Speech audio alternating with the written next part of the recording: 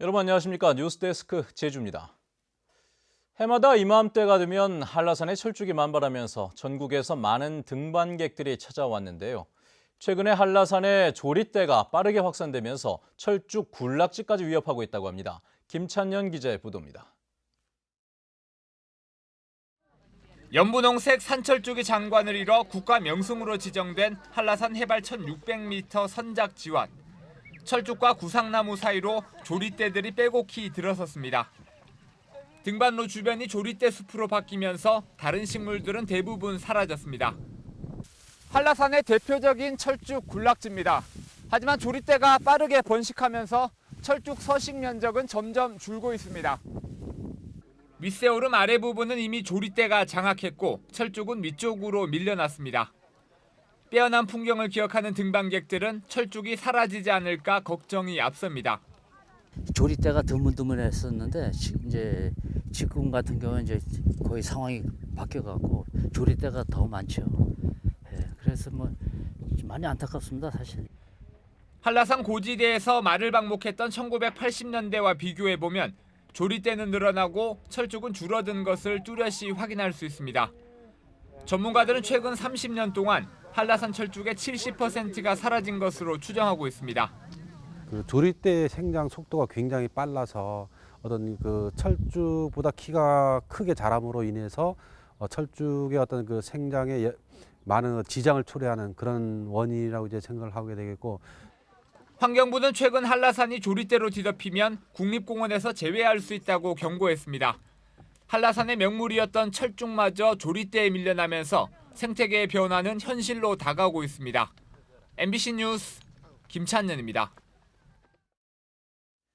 제주 지역 인구와 관광객이 급증하면서 수돗물 공급 능력이 한계에 이른 것으로 나타났습니다. 제주도 수자원본부에 따르면 올 들어 지난달까지 하루 평균 수돗물 공급량은 43만 8천 세제곱미터로 최대 공급 용량의 96.7%에 이르고 있고 지난달 30일에는 99.6%까지 근접했습니다. 제주도는 여름철에는 수돗물 공급량이 더 늘어날 것으로 보고 예비 지하수 관정 20곳을 활용해 공급량을 15,000 세제곱미터 늘리고 올해 말까지 지하수 관정 34곳을 추가로 개발하겠다고 밝혔습니다. 6.25 전쟁 당시 나라를 지키기 위해 싸운 젊은이들이 이제는 80이 넘은 고령이 됐습니다. 조국을 위해 사선을 넘나들었지만 대부분 생활고 때문에 어려움을 겪고 있는 것으로 알려졌습니다. 내일 현충일을 앞두고 홍수연 기자가 참전 용사들을 만나봤습니다. 올해 84세 김세호 할아버지. 한국전쟁이 발발한 1950년 18살에 전장에 나가 싸웠습니다. 전쟁이 끝난 이후 고향에 돌아왔지만 30년 전 아내를 잃고 혼자 지내고 있습니다. 최근엔 심장질환으로 농사마저 짓지 못해 생활은 더 힘들어졌습니다. 나이가 들고 오면 못하니까 귤도 하다가 이 콘테너를 못 들러 허리 아프고 뭐 해서 하니까 귤 농사도 치아버리고 그래서 농사를 안 지는 거죠. 김 할아버지의 월 수입은 정부와 제주도가 지급하는 참전 수당 27만 원. 기본 생활비에 병원비와 약값까지 해결하려면 턱없이 부족합니다.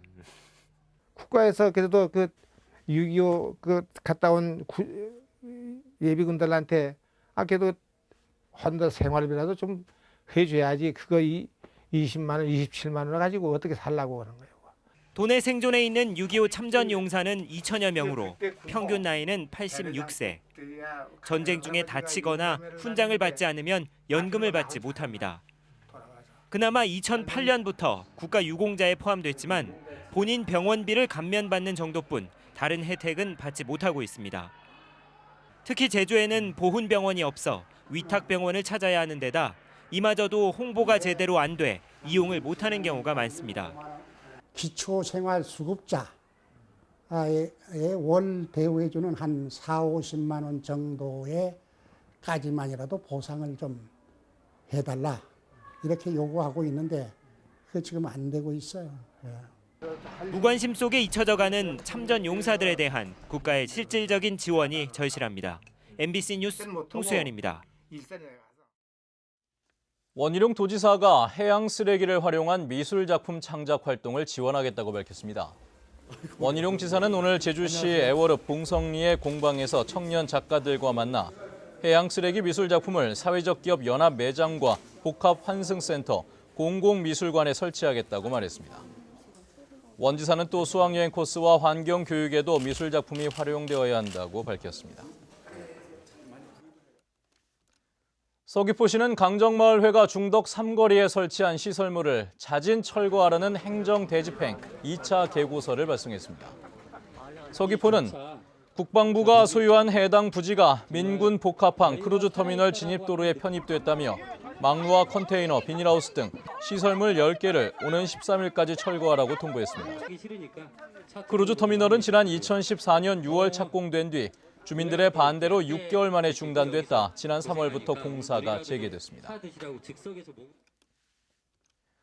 서울지방경찰청 관광경찰대는 제주로 여행 오는 내국인 관광객들에게 근거 없이 기금을 받은 혐의로 여행사 대표 37살 김모 씨 등 5명을 입건했습니다. 이들은 지난 2012년부터 여행객 187명에게 관광진흥개발기금이라며 1인당 만 원에서 3만 6천 원을 부과해 266만 원을 뜯어낸 혐의를 받고 있습니다. 관광진흥개발기금은 카지노 사업자나 해외 여행객에게만 부과되는데 이들은 고객들이 약관을 꼼꼼히 확인하지 않는 점을 노린 것으로 드러났습니다. 가축분뇨를 무단 배출하다 적발돼 허가가 취소됐는데도 또다시 상습적으로 배출한 농가가 적발됐습니다. 제주시는 조찬업 모 양돈장이 최근 분뇨 저장소에서 펌프를 이용해 무단으로 100톤 이상을 배출한 것으로 보고 자치경찰단에 고발했다고 밝혔습니다. 이 양돈장은 지난 2014년 이후 5차례나 가축 분뇨를 무단 배출해 허가가 취소되자 행정소송을 진행하고 있습니다. 뉴스데스크 제주였습니다. 여러분 고맙습니다.